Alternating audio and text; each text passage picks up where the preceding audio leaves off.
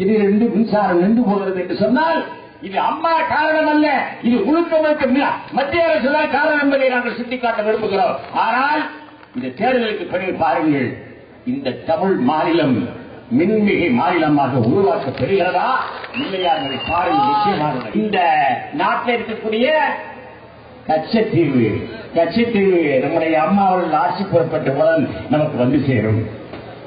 பயங்கரவாத தீவிரவாத ஒழியும். அது மாத்திரமல்ல அறிவிப்பதே எல்லாவற்றுக்கும் மேலாக பொருளாதார சீர்குலைவை தடுத்து நிறுத்தப்படும். பெட்ரோல் டீசல் விலை குறையும்.